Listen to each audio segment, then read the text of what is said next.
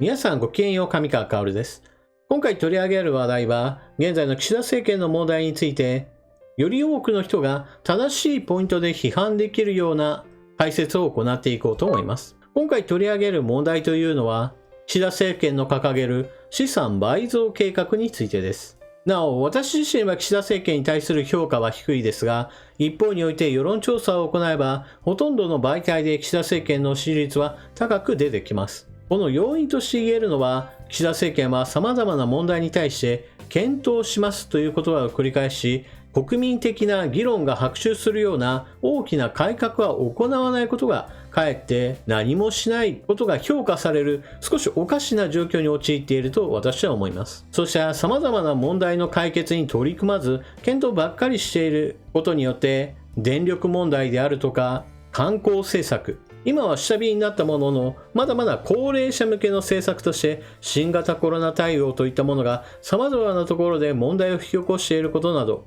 ツッコミを入れるべきポイントというのはたくさんあります。今回の動画においては、それらの問題はまた別の動画で話すとして、岸田政権の抱える経済政策の一つである資産所得倍増について問題点を指摘していこうと思います。なお、岸田政権は発足当時もしくは総裁選などにおいては、収入を増やすことによる所得倍増計画といったものを打ち立てていました。これは労働の対価として得られる収入を増やすことによって資産が自然と増えるような政策を取っていこうといったわけです。しかし現在岸田政権の打ち出しているのは収入が増える話ではなくて、今ある資産を金融資産に変換などしてそこから得られる株式売却益であったり、もしくは配当利益などを元にした資産収入が増える、そのような優遇政策を打ち出そうとしています。日本においては金融資産を何か購入するのではなく、預貯金などでお金を管理してほとんど運用しないといったことが見られます。それらのお金はほとんど眠ったままなわけですから、これらを活用すれば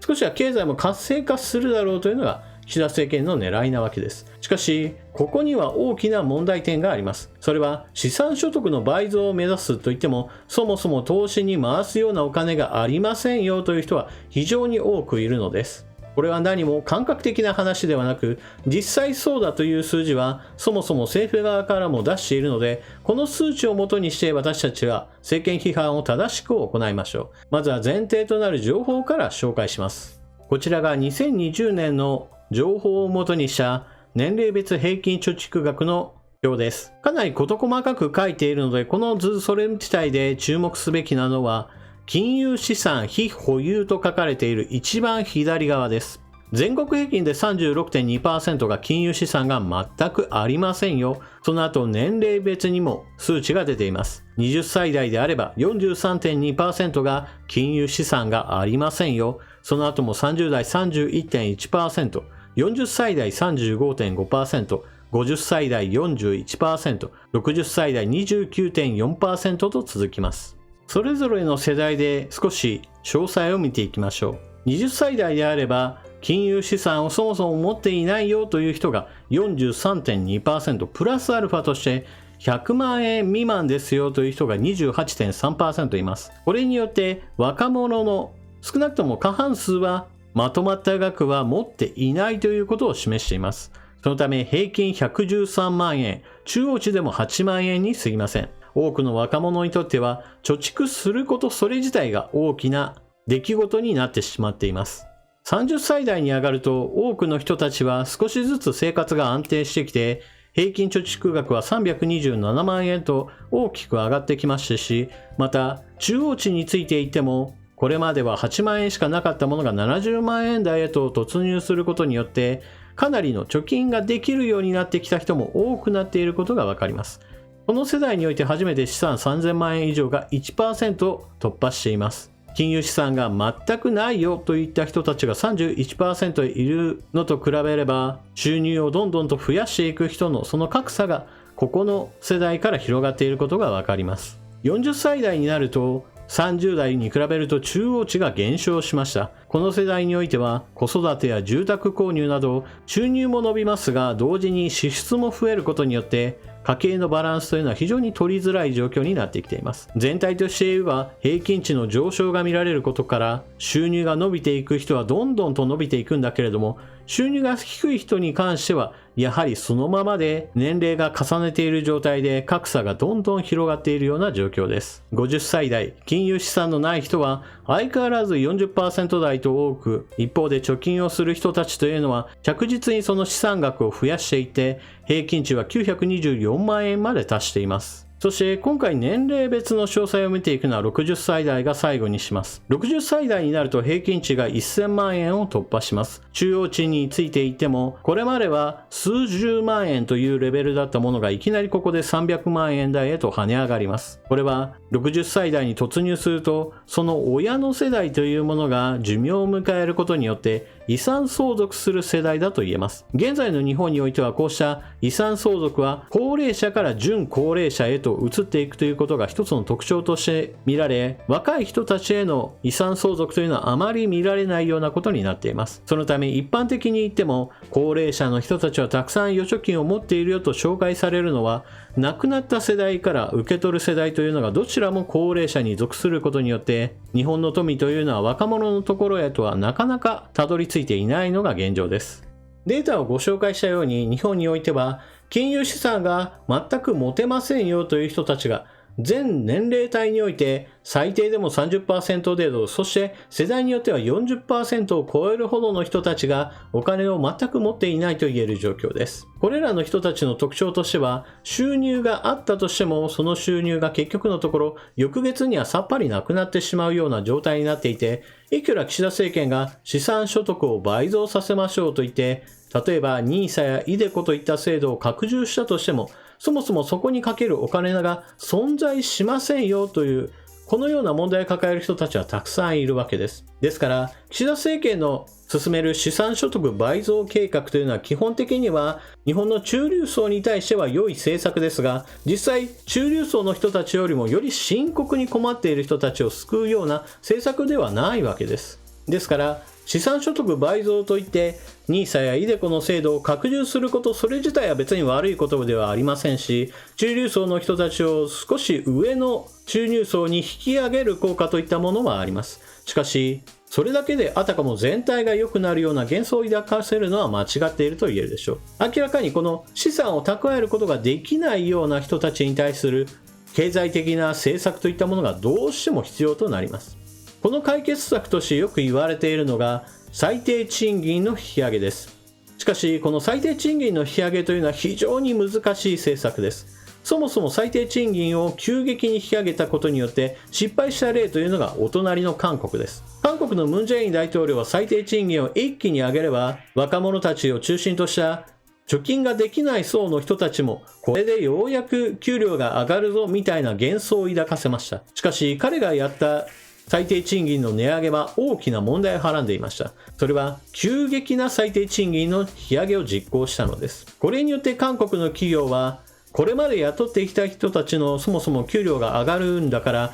もう新しい人を雇うのはちょっと厳しいなとして若者に対する新規の雇用といったものをかなり減らしてしまいました。そのため韓国においてはヘルコリアなどといって若者層の就職口が減少してしまい、そのために経済指標全体としてはいいんだけど、しかし年齢層で見ると若者たちの地獄のような状況といったものが生まれてしまったわけです。例えば来年から最低賃金はプラス 30% だみたいな話をすると、あっという間にそれによって新規の雇用というものが奪われてしまうのです。企業によってはそれによってリストラなども逆に進行させてしまうことでしょう。ですからここから学ばなければならないのは、確かに貯金ができないような人たちを救うためには最低賃金を上げる政策は絶対必要なんだけれども、しかしその上げ方といったものは緩やかに、そして継続的に行うことによって企業側もこれに対応できるような余裕というものを持たせる必要があります。ですから最低賃金1500円を掲げる政党というのも